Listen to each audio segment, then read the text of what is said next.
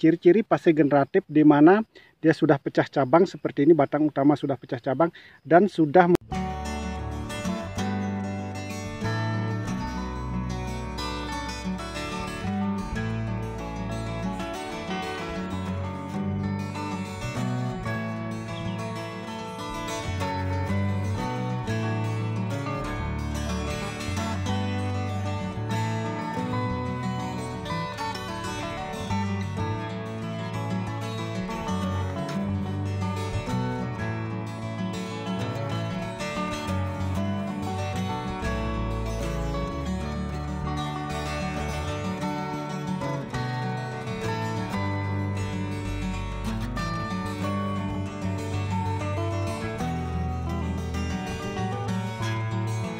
Halo, kembali lagi dengan saya Ardana. Pada hari ini kita kembali berada di kebun tanaman cabai rawit. Nah, sebagaimana kawan-kawan bisa lihat di sini, ini sangat subur luar biasa. Ini merupakan tanaman cabai rawit kaliber. Nah, khususnya sekarang ini kawan-kawan, situasi alam tidak bisa diprediksi, kadang-kadang hujan dan kadang-kadang panas yang luar biasa. Ini menyebabkan tanaman mengalami depresi atau stres. Nah, akibat alam yang tidak stabil seperti ini, biasa yang terjadi apalagi di fase pembuahan atau fase generatif itu, tanaman cabai biasa mengalami kerontokan bunga, kerontokan buah, bahkan kerontokan daun, dan daun tanaman cabai yang seperti yang sudah hijau seperti ini bisa menjadi kuning. Nah, untuk mengatasi hal ini, dalam perawatan tanaman cabai harus memerlukan nutrisi yang cukup. Jika nutrisi yang cukup atau bisa menguatkan imun tanaman itu, maka secara otomatis dia kebal terhadap perubahan cuaca, kawan-kawan. Ini sangat penting di dalam perawatan tanaman cabai.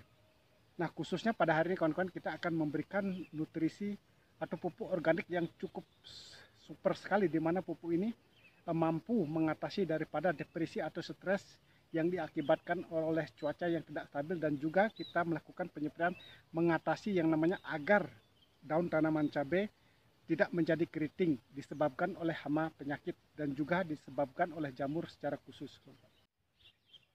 Nah, inilah kawan-kawan kondisi tanaman cabai rawit kaliber yang kita tanam dan sekarang sudah subur luar biasa seperti ini. Walaupun dalam kondisi cuaca yang tidak stabil, kadang-kadang hujan dan kadang-kadang panas yang luar biasa, tapi tanaman tidak stres dan tidak mengalami yang namanya gugur bunga maupun gugur buah dan tidak mengalami rontok daun, kawan-kawan. Ini tanaman cabai kalibernya subur luar biasa. Dan tunas-tunas yang produktif sangat banyak sekali dan hampir sama besar dengan batang utama. Ini merupakan batang utama, kawan-kawan, sedangkan ini tunas-tunas produktif. Ini juga tunasnya, ini juga, ini cukup banyak, kita tidak melakukan perampelan. Dan tanaman cabai rawit kaliber yang kita tanam ini sudah memasuki fase generatif. Nah, ciri-ciri fase generatif di mana dia sudah pecah cabang seperti ini, batang utama sudah pecah cabang dan sudah mulai keluar bunga seperti ini, kawan-kawan. Ini ada bunganya. Ini juga, ini double-double semua. Ini juga di atasnya seperti ini. Dan sudah cukup banyak. Daunnya hijau royo-royo seperti ini. Dan ada salah satu yang sangat istimewa sebenarnya di dalam penanaman cabai rawit kaliber adalah ini, kawan-kawan. Nah, ini rumputnya sangat banyak sekali. Kita tidak melakukan pembersihan. Nah, mengapa kita tidak melakukan pembersihan selokan? Ini kita mempunyai alasan tersendiri, kawan-kawan. Karena situasi sekarang di tempat kita ini cukup panas luar biasa. Biasanya bulan-bulan ini adalah musim hujan yang sangat lebat. Makanya kita katakan tidak bisa memprediksi musim untuk tahun-tahun sekarang ini. Di waktu musim hujan atau musim kemarau yang luar biasa. Makanya rumput seperti ini tidak kita bersihkan.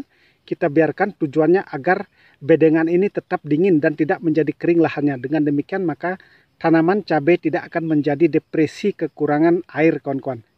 Karena rumput ini sangat bagus sekali mendinginkan kondisi lahan, kawan-kawan.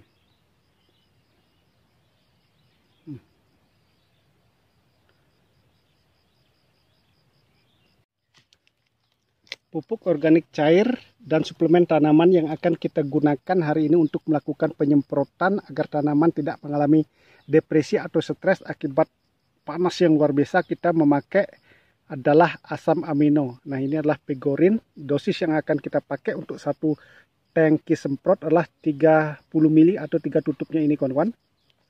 Dan bahan berikutnya yang akan kita gunakan adalah Ultradap. Nah, ini sangat bagus sekali Ultradap sebagai perangsang akar. perangsang tunas maupun perangsang bunga. Bisa digunakan di fase vegetatif maupun fase generatif. Biasa yang kita gunakan adalah Modern Full, tetapi karena kehabisan kita memakai Ultra Dap seperti ini. Dosis yang akan kita gunakan untuk satu tangki sprayer atau semprot adalah 3 sendok makan, kawan-kawan. Nah, selain dua bahan tadi, kita untuk antisipasi serangan jamur, kita juga memakai yang namanya fungisida. Fungisida yang kita pakai bahan aktif Pangkosep.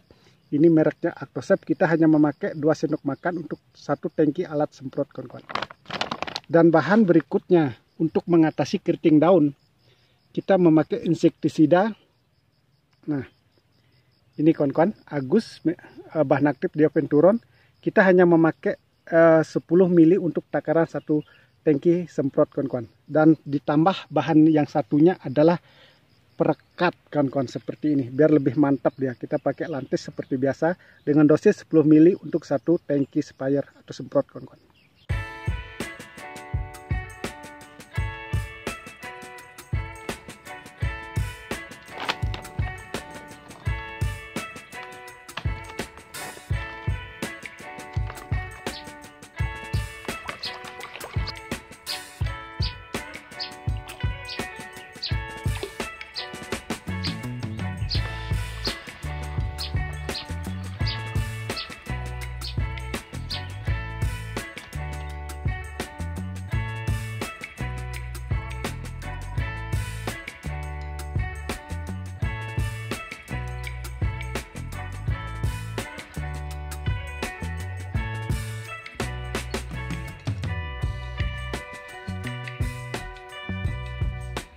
Terima kasih kawan-kawan yang sudah ikut menyimak video ini. Semoga apa yang saya sampaikan ini dapat bermanfaat untuk kita semua.